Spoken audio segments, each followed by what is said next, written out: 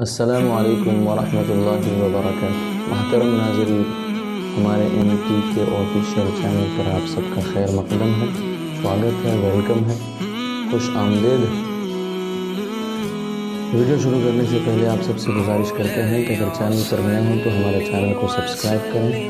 اور نیچے دیے گئے لال رنگ کے بٹن کو سبسکرائب لکھا ہے اس پر کلک کریں،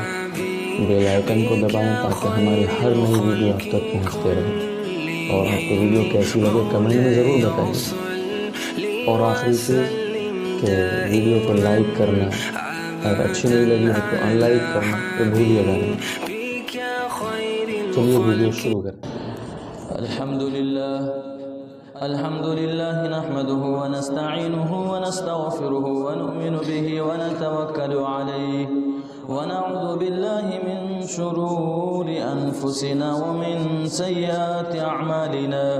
ونعوذ باللہ من شرور انفسنا ومن سیئات اعمالنا ونعوذ باللہ من شرور انفسنا ومن سیئات اعمالنا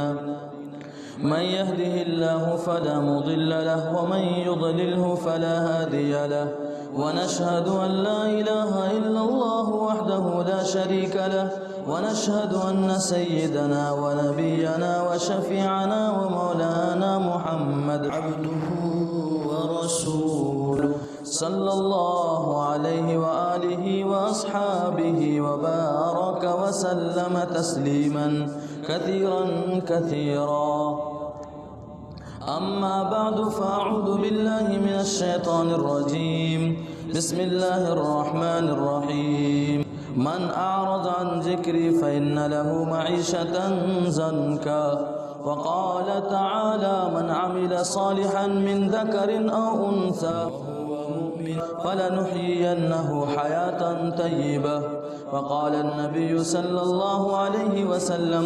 إن الله تعالى يقول يا ابن آدم تفرغ لعبادتي أملأ صدرك غنى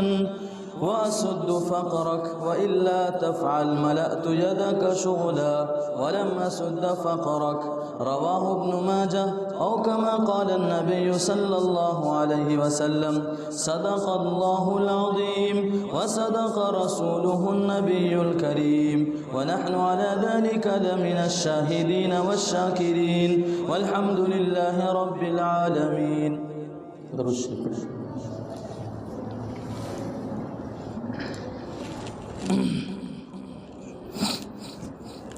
میرے محترم بزرگوں اور دینی بھائیوں،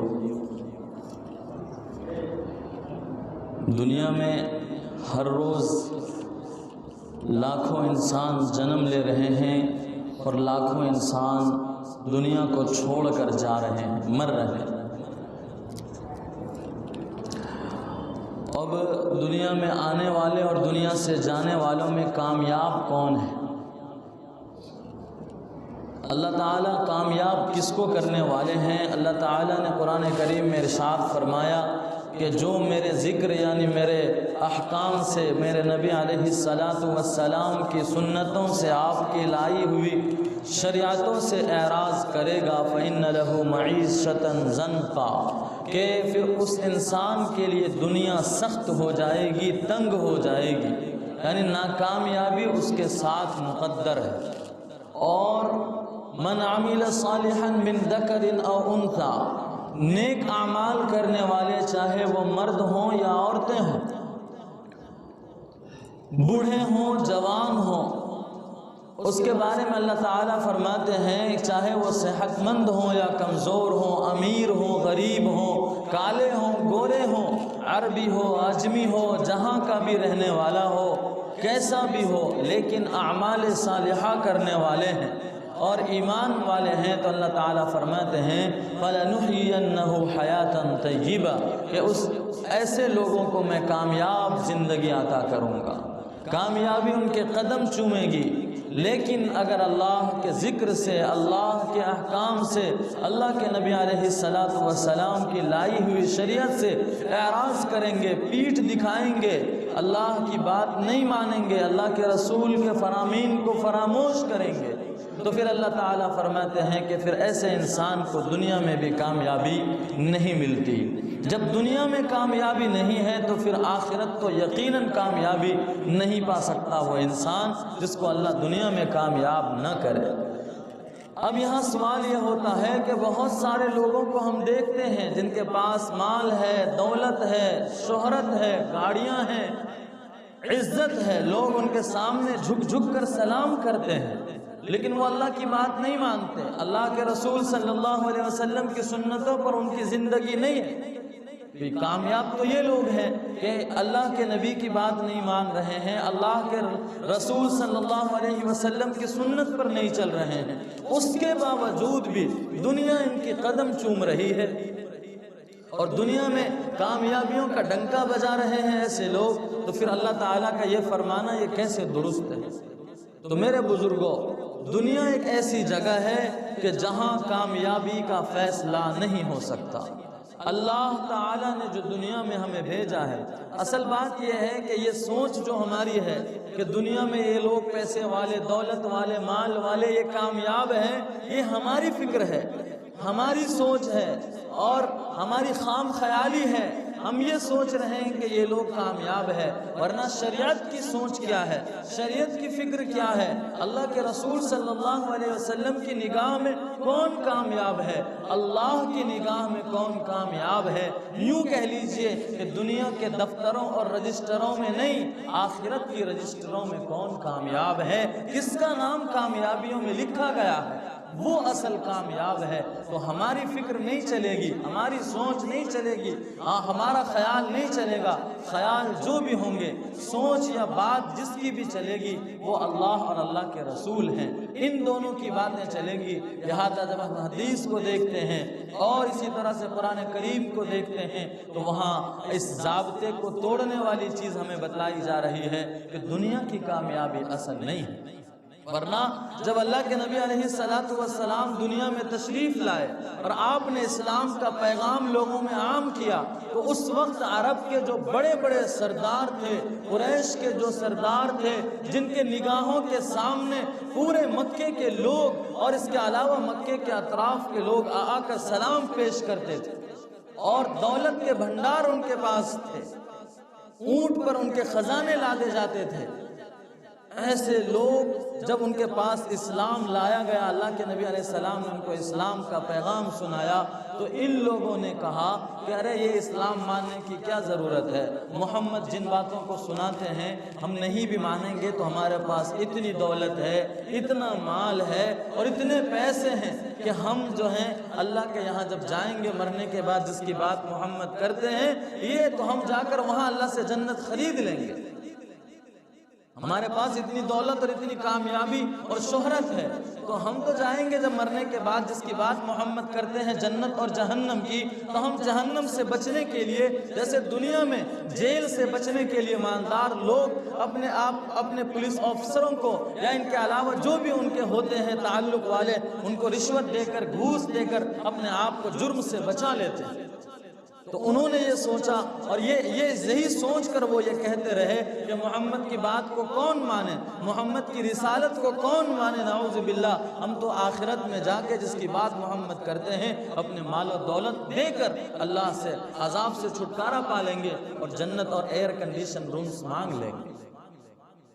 لیکن اللہ نے قرآن کریم میں فرمایا کہ جب قیامت کے دن جب عالم دیکھیں گے یہ لوگ اپنے اعمال کے اور اپنے بری کرتوتوں کے اور اپنے اعمال اور غلط کاریوں کے اور اس طرح اللہ کے نبی کی بات نہ ماننے کے جب انجام کو دیکھیں گے اور خطرناک جہنم ان کے سامنے ہوگی تو پھر یہ لوگ کہیں گے یا اللہ ہمارے خاندان کے جتنے افراد ہیں، ہماری سرداری میں جتنے لوگ رہتے تھے، ہم جتنے لوگوں پر مال و دولت لٹاتے تھے، خرچ کرتے تھے، یا میرے پاس جتنے خزانے تھے، یا اللہ سب کے سب آپ کو ہم دے دیں گے، آپ مجھے دنیا میں بھیج دیجئے، دنیا سے وہ ساری چیزیں چھوڑ آئے ہیں لہذا ہم دنیا کی ساری چیزیں لا کر آپ کو دے دیں گے، آپ ہمیں جہنم سے بچا لیجئے۔ اللہ کہیں گے کہ ایک مرتبہ دنیا سے چھوڑ جانے کے بعد پھر دنیا میں یہ رول اور قانون ہی نہیں ہے اللہ کا کہ اللہ واپس دنیا میں بھیج دے، لہذا اب چکھو فذوقوا ما کنتم تعملون، کہ اب چکھو تمہارے کرتوتوں کی سزا، لہذا ایسے لوگوں کو جہنم میں پھینک دیا جائے گا۔ لہذا ان قرآن کی آیتوں سے پتہ چلتا ہے کہ انسان کی کامیابی کی دار و مدار جو ہیں وہ مال پر نہیں ہیں، وہ دولت پر نہیں ہیں، وہ عزت و شہرت پر نہیں ہیں، وہ فیکٹریاں اور کمپنیوں پر نہیں ہیں، وہ بڑی بڑی نوکریاں مل جانے پر نہیں ہیں۔ کامیابی کا مدار اگر اللہ کے یہاں ہے تو وہ کامیابی کا مدار ایمان اور اعمال صالحہ ہے، نیک عمل ہے، اور اس کے ساتھ سب سے پہلی چیز ایمان ہے۔ اگر ایمان ہے اور اعمال صالحہ ہیں تو پھر انسان کامیاب ہے، اس کو کامیابی سے کوئی روک نہیں سکتا۔ اس کا اگزامپل، اس کی مثال حضرت بلال حبشی رضی اللہ تعالیٰ عنہ، ایک مثال آپ کے سامنے پیش کی جا رہی ہے۔ حضرت بلال حبشی رضی اللہ تعالیٰ عنہ کالے کلوٹے تھے، چہرے کوئی خوبصورت نہیں تھے، حبشی تھے، اور حبشیوں کی شکل کچھ الگ ہوتی ہے جس کو ہم لوگ پسند نہیں کرتے، ایسے انسان تھے، اور پھر غلام تھے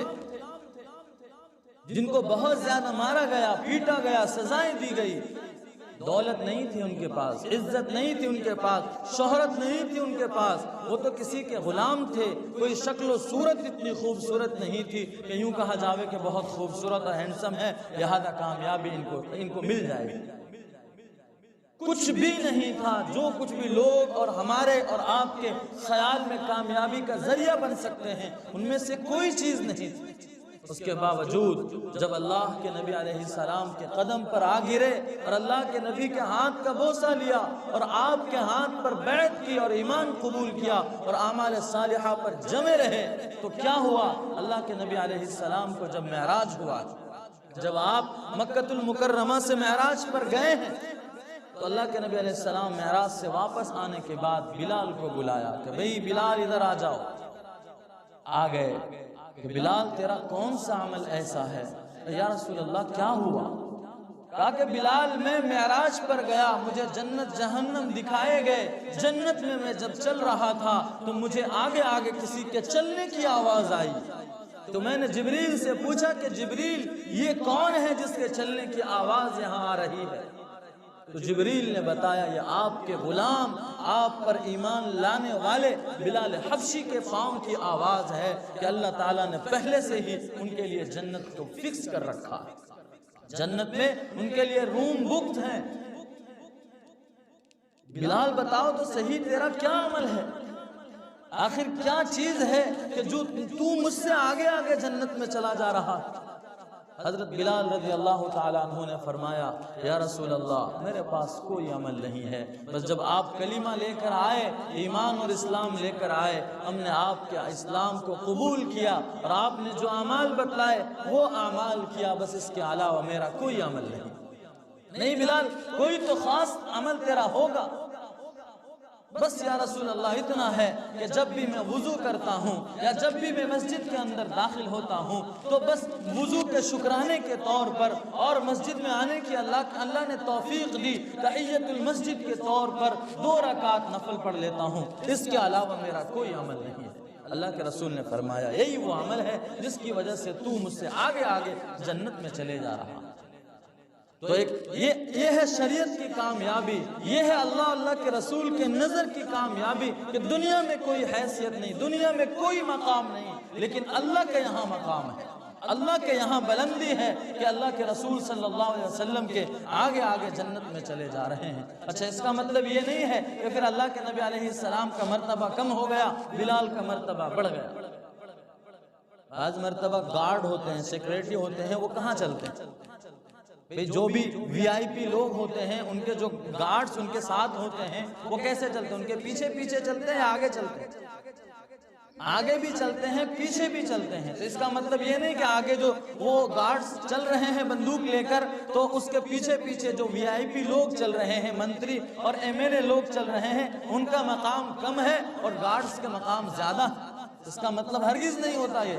اسی طرح یہاں معاملہ ہے کہ اللہ کے نبی کے غلام ہیں بلال، لیکن اللہ کے نبی علیہ السلام کے آگے آگے چل رہے ہیں، کیونکہ اللہ کے نبی علیہ السلام پر ایمان لانے والوں میں بہت زیادہ تکلیف اگر کسی کو برداشت کرنی پڑی ہے تو ان میں سے ایک حضرت بلال حبشی رضی اللہ تعالی عنہ بھی۔ تو میرے بزرگوں یہ ہے دنیا میں بھی کامیابی ہے اور آخرت میں بھی کامیابی ہے۔ البتہ اتنا ہے کہ دنیا میں کامیابی نظر نہیں آئی، آخرت میں کامیابی ضرور نظر آئے گی۔ اللہ کے نبی علیہ السلام نے فرمایا کہ قیامت کے دن جب دوبارہ سور پھونکا جائے گا اور سب کے سب اٹھیں گے تو بلال بھی اٹھیں گے اور بلال اذان دیتے ہوئے اٹھیں گے، پھر ہم لوگ بلال کی اذان کو سنیں گے۔ تو یہ کامیابی ہے میرے بزرگوں۔ یہ تو صرف ایک صحابی کی مثال ہے، اس کے علاوہ پوری کی پوری حدیث کی کتابوں میں ہمارے صحابہ رضوان اللہ تعالی علیہم اجمعین کے واقعات بھرے پڑے۔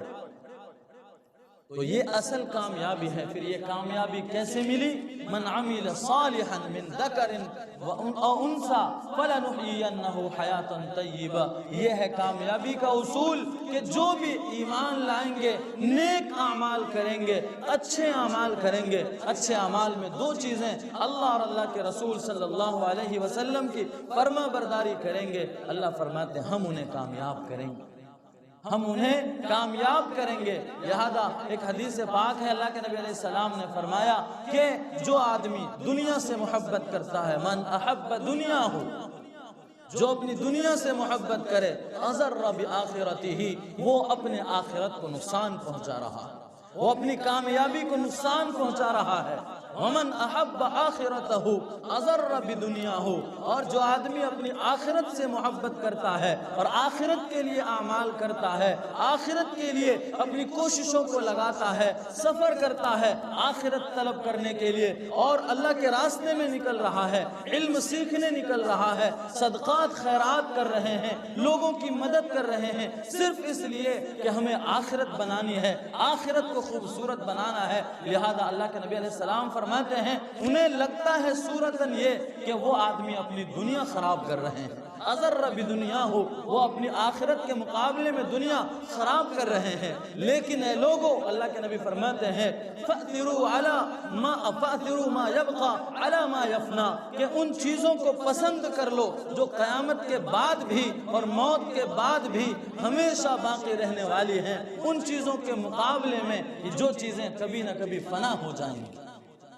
یعنی دنیا کی چیزیں فنا ہو جائیں گی، دنیا کے مال و دولت ختم ہو جائیں گے، دنیا کی شہرت ختم ہو جائے گی، دنیا کی عزت ختم ہو جائے گی، دنیا کے بلڈنگ ختم ہو جائیں گے، دنیا کی ساری چیزیں فنا ہوں گی، اس کے مقابلے میں آخرت کی ہر چیز کو دوام اور بقا ہے۔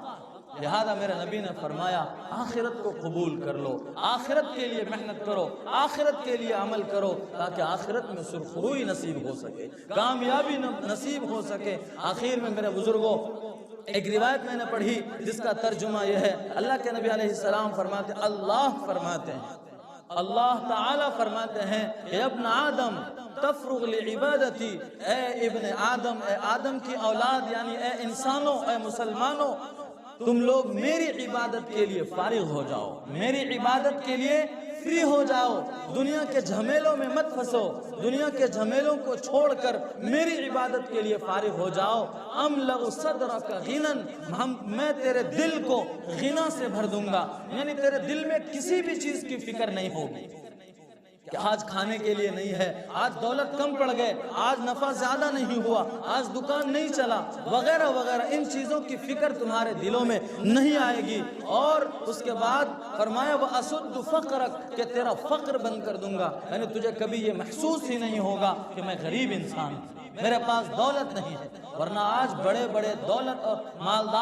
مالداروں کو دیکھ لیجئے کہ وہ ہر روز یہی کوشش کر رہے ہیں کہ کسی طرح ہمارے مال میں اور زیادہ اضافہ ہو۔ کیوں؟ انہیں لگتا ہے کہ ہمارے پاس جو ہے وہ کم ہے، اور بڑھنا چاہیے۔ تو یہ فقر ہے، یہ محتاجگی ہے کہ بار بار وہ اور زیادہ چاہ رہا۔ اللہ فرماتے ہیں اگر میری عبادت کے لیے فارغ ہو گیا تو میں تیرے فقر کو بند کر دوں گا۔ وَإِلَّا تَفْعَلْ، اگر تو نے میری عبادت کے لیے فراغت اور فری ہونا پسند نہیں کیا تو پھر مَلَأْتُ يَدَكَ شُغْلًا، کہ میں تیرے اندر ہر طرف سے تیرے بدن کو مشغول کر دوں گا۔ کبھی تجھے لگے گا یہ کام کرنا ہے، کبھی لگے گا وہ کام کرنا ہے، ابھی اس سے فری نہیں ہوئے، دوسرا کام اس سامنے ہوں گے، یعنی پوری طرح سے مشغول ہو جائیں گے، بے چینیاں زندگی میں آ جائیں گے۔ اور ولم اسد فقرک، اور تیرے فقر کو بند نہیں کروں گا۔ لہذا میرے بزرگوں ہمیں چاہیے کہ ہم آخرت کو اپنا نصب العین بنائیں، آخرت کے لیے اعمال کریں، نیک اعمال جتنا ہو سکے کوشش کریں، اور جتنا ہو سکے برے اعمال سے بچنے کی فکر کریں۔ اخیر میں حضرت لقمان حکیم نے اپنے بیٹے کو نصیحت کی، کئی نصیحتیں کی ہیں، ان میں سے ایک نصیحت حضرت لقمان حکیم نے موت کے وقت اپنے بیٹے کو بلایا اور 6 نصیحتیں کی، ان میں سے آخری نصیحت تھی، فرمایا کہ دنیا میں کوئی ایسی جگہ تلاش کر لے جہاں تجھے اللہ اور اللہ کے فرشتے نہ دیکھتے ہوں، پھر تو گناہ کرنا۔ جہاں اگر تیرے دل میں خیال ہو کہ مجھے گناہ کرنا ہے، مجھے نافرمانی کرنی ہے، مجھے اپنے خواہش کو پورا کرنا ہے، تو دنیا کے کسی ایسے جگہ کو تلاش کر جہاں تجھے اللہ بھی نہ دیکھیں اور اللہ کے فرشتے بھی نہ دیکھیں۔ ظاہر سی بات ہے کہ ہم اللہ کی نظر سے کبھی چھپ نہیں سکتے۔ اللہ تعالیٰ تو وہ ہیں جو اندھیری رات میں بھی ہر کالی چونٹی چلتی ہو اور کالا پتھر ہو اس پر بھی چلنے والی چونٹی نہیں، حدیث میں آیا کہ چلنے والے اس چونٹی کے جو پاؤں کے نشان ہیں اللہ وہ بھی دیکھتے ہیں۔ لہذا ہم اللہ کی نظر سے چھپ نہیں سکتے، اسی لیے ہمیں گناہوں سے بچنا چاہیے اور آخرت کی فکر کرنی چاہیے، اعمال صالحہ کی فکر کرنی چاہیے۔ اللہ ہم سب کو عمل کی توفیق عطا فرمائے۔ وآخر دعوانا الحمدللہ رب العالمین۔